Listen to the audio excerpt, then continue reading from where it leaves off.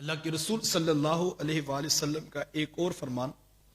جس میں زوردار انداز میں تنبیہ ہے ان لوگوں کے لیے جن کے اخلاق اچھے نہیں ہیں۔ حضور علیہ السلام نے صحابہ سے فرمایا کہ صحابہ میں تمہیں زمانے کے شریر لوگوں کا نہ بتا دوں؟ عرض کی حضور آپ ارشاد فرمائیں۔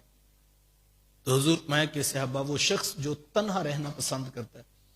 جو لوگوں سے ملنا ملانا پسند نہیں کرتا، تکبر کی وجہ سے یا کسی اور برائی کی وجہ سے وہ لوگوں کو خاطر میں نہیں لاتا اور ان سے ملنا بھی گوارا نہیں کرتا، تو حضور میں وہ شریر لوگوں میں ایک شخص ہے جو برا آدمی ہے۔ دوسرا فرمایا کہ وہ جو اپنے ماتحت اپنے غلاموں کو سزا دیتا ہے وہ شریر آدمی ہے۔ دیکھیں جو لوگ آپ کے ماتحت ہیں وہ بھی انسان ہے، یہ اللہ کی تقسیم ہے۔ اس نے کسی کو امارت دے دی، کسی کو دولت دے دی، کسی کو غربت کے اندر مبتلا کر دی، اس کی تقسیم ہے۔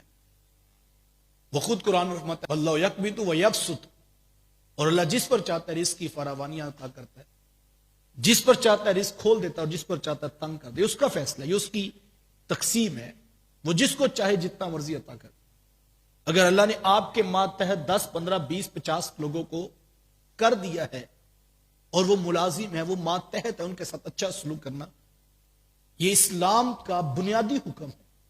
اور اللہ کے رسول صلی اللہ علیہ وآلہ وسلم گزر رہے تھے کہ ایک شخص اپنے غلام کو مار رہا تھا، اس کو جھڑک رہا تھا، تو حضور نے صرف اتنا جملہ کہا کہ اللہ سے ڈرو، جتنی طاقت تم اس کے اوپر رکھتے ہو اس سے زیادہ عرش کا رحمان تمہارے اوپر طاقت رکھتا ہے۔ اگر یہ انسان سمجھ جائے بات کہ اگر میرے ماتحت کوئی 10 سال کا، کوئی 20 سال کا، کوئی 50 سال کا، کوئی 70 سال کا بوڑھا شخص میرے ماتحت ہے اور وہ مجبور ہے بیچارہ، تو میں بھی تو کسی کے ماتحت ہوں، میرے اوپر بھی تو ایک مالک موجود ہے، تو ہمیں اچھا سلوک کرنا چاہیے۔ دیکھیں آپ حساب پورا لیں، میں نہیں کہتا آپ اس کو حساب میں چھوٹ دیں، آپ اس کو خیانت نہ کرنے دیں، یہ واقعی آپ کا کاروباری حق ہے، لیکن کسی کو گالیاں دینا یار یہ کہاں کی انسانیت؟ حضور میں مومن گالی نہیں دیتا، لیکن ہمارا ایک عام رویہ ہے، ہم سارا دن جو ماتحت چھوٹے چھوٹے بچے دکانوں پہ کام کرتے ہیں، یقین جانے ہم ان کو سیدھے منہ بلانے کے لیے روادار نہیں ہیں، گالی دے کے بلائیں گے یا الٹا نام لے کر اس کو پکاریں گے۔ یار میں گوارا کرتا ہوں کوئی شخص مجھے گالی دے کے پکارے، کیا آپ اس بات کو برداشت کرتے ہیں؟ لیکن وہ چھوٹا بچہ پتہ نہیں کتنے دکھ دے کہ ننھی عمر اس کو تمہاری دکان پہ لے آئی ہے، ورنہ بچے تو بچے ہوتے ہیں، ماں کا تو چاند وہی ہے اور بہن کا پھول اور بہن کی خوشیاں اسی لال کے اندر رکھی گئی ہیں، لیکن لوگ مجبور ہیں وہ تمہارے دروازے پہ آ گئے ہیں۔ اگر آج تم ان کے ساتھ برا سلوک کر رہے ہو، آج تم ان کو گالیاں دے کے بلاتے ہو، تو ڈرو اس کی لاٹھی بڑی بے آواز ہے، وہ چاہے تو لاکھوں کروڑوں پتیوں کو ایک لمحے کے اندر کنگال کر سکتا ہے، اس کے سامنے کسی کی کوئی حیثیت اور کوئی اوقات نہیں ہے۔ جس وقت تم اپنے ماتحت کے ساتھ اچھا سلوک کرتے ہو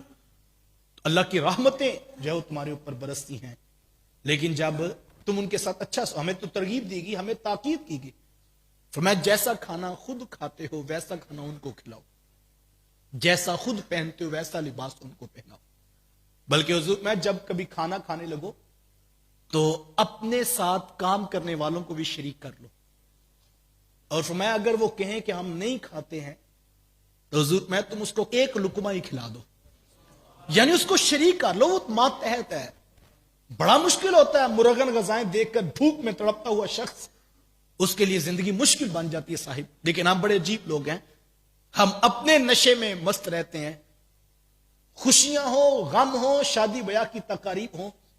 بھوک بہت بڑی انسان کی کمزوری ہے۔ ہمیں ان مواقع پر خاص طور پر اپنے ساتھ وابستہ لوگوں کو ایک حسرت ہوتی ہے، وہ چوکیدار جو سارا دن مہمانوں کے آنے پر، وہ ڈرائیور جو تمہارے گھر شادی بیاہ کی تقاریب میں رنگ برنگ کے غذائیں اور رنگ برنگ کے انواع و اقسام کے پھل لا لا کر دے رہا ہوتا ہے، تو یار اس کا دل نہیں کرتا کہ اس کو امید ہوتی ہے، لیکن جب تم صرف اپنے ساتھ جو ہے وہ امراء کو ہی شامل رکھتے ہو، یہ کہا گیا شر الطعام طعام الولیمہ، میں بدترین کھانا اس ولیمے کا کھانا ہے جس میں امیروں کو تو بلایا جاتا ہے، غریبوں کو نہیں بلایا جاتا۔ اللہ کے رسول ان لوگوں پر ناراض ہوئے تو فرمایا کہ وہ شخص برا ہے، وہ شریر ہے جو اپنے ماتحت کے ساتھ اچھا سلوک نہیں کرتا ہے